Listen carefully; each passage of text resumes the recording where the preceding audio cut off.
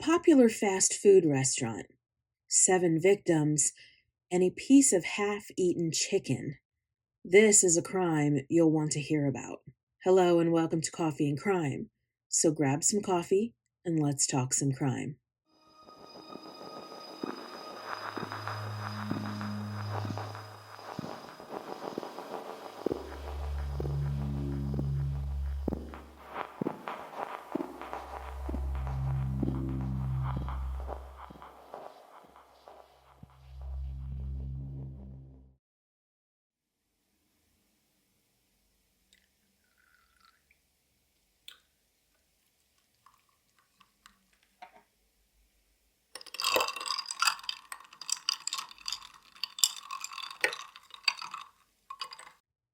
It was the evening of January 8th, 1993, and Brown's Chicken and Pasta, once located at 168 West Northwest Highway in Palatine, Illinois, was closing up around 9 p.m. That bitterly cold night seemed like any other night until 2 robbers entered the restaurant. That night, 7 people would die for less than $2,000. All 7 victims were led into a walk-in refrigerator and killed. 6 victims were shot multiple times. The victims included owners of the restaurant, 50-year-old Richard E. Ellenfelt, and his wife, 49-year-old Lynn A. Ellenfelt. 5 employees of the restaurant included 46-year-old Guadalupe Maldonado, 32-year-old Thomas Means, 31-year-old Marcus Nielsen, 17-year-old Rico L. Solis, and 16-year-old Michael C. Castro. Rico and Michael were high school students and working part-time at the restaurant. Lynn Ellenfelt had her throat slashed before being shot 1 time, and Michael Castro was stabbed in the stomach after being shot. A total of 21 rounds were fired inside the restaurant that night. Before the murderers left, they picked up all of the shell casings, mopped up some of the blood, and cut off most of the power to the building, which left the restaurant's clock frozen at 9:52 p.m. They stole between $1,800 and $1,900. 2 of the Ellenfelt's daughters were scheduled to work at the restaurant that night, but luckily they weren't there. When Michael Castro's parents didn't see or hear from their son a couple hours after the closing of the restaurant, they phoned the police. And later, Guadalupe's wife called the police, concerned that her husband did not come home from the restaurant and that his car was still in the Brown's Chicken and Pasta parking lot. Officers arrived at the restaurant and located an open door at the rear of the building. This door was for the employees to come and go from the building.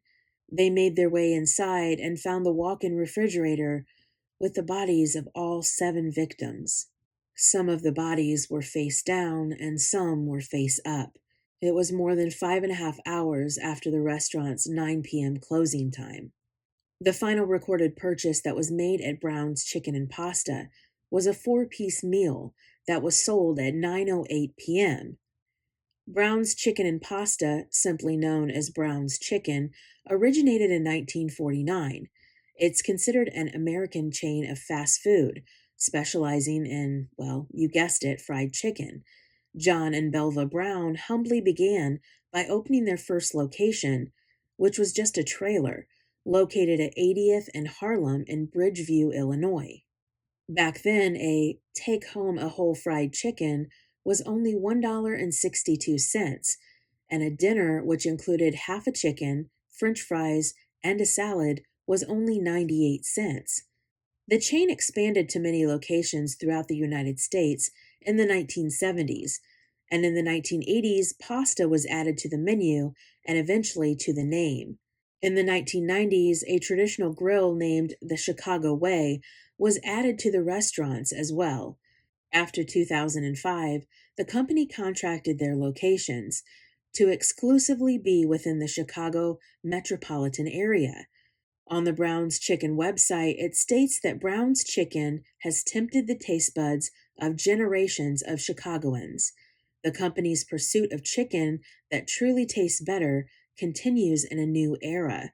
They state that the recipe cooked up by John and Belva uses buttermilk batter with cottonseed oil, delivering a delicious golden crunch on the outside with a moist and flavorful inside. Brown's Chicken also offers catering, which is widely popular and remains the area's largest. Their tagline is, "It tastes better." As of today, there are 21 Brown's Chicken restaurants. This crime had an effect on the entire Brown's Chicken and Pasta franchise. Sales dropped 35% within months of the murders, and the company had to eventually close 100 restaurants in the Chicago area. The murders remained unsolved for 9 years, until in 2002, one of the assailant's former girlfriends, Ann Lockett, accused James Degorski of the murders. James soon confessed to the crime, and on September 29, 2009, he was found guilty of 7 counts of first-degree murder and sentenced to life in prison on October 20th, 2009.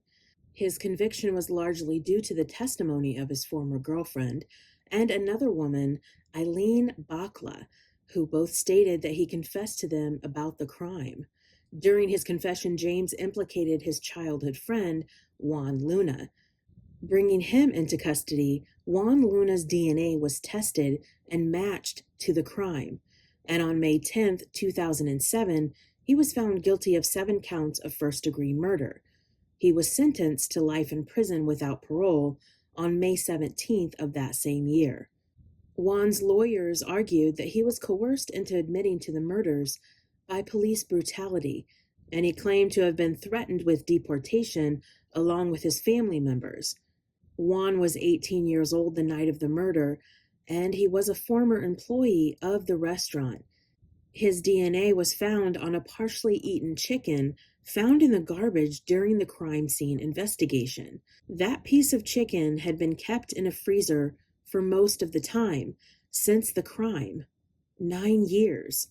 At trial, it was indicated that the piece of chicken was kept in hopes that an eventual match would happen with the increasing advances in testing methods, since in 1993 there were none. James Degorski went on to appeal his conviction, claiming that Juan had been the sole perpetrator in the murders, and that his former girlfriend's testimony was not credible due to her record of psychiatric issues and past drug addiction. The appeal was denied, and James still sits in prison. The building where Brown's Chicken and Pasta once stood turned into a dry cleaning establishment for a while. However, it was eventually torn down in April 2001. The lot stayed vacant for a time until in 2009, a Chase Bank branch office was built. Was Juan Luna, a former employee, disgruntled about his time working for the owners of the restaurant? Or, as it was stated by James's former girlfriend, Ann Lockett, Juan wanted to know what it felt like to kill another human being, and James wanted to help. Who knows? But on that night in 1993, 7 lives were abruptly ended, and it took 9 years to find the killers. And how did they find the killers? With a piece of chicken that was kept in a freezer for 9 years. Thank you for watching Coffee and Crime. Join me every Tuesday as I delve into the darker part of our society with another episode of Coffee and Crime. I'll see you next time.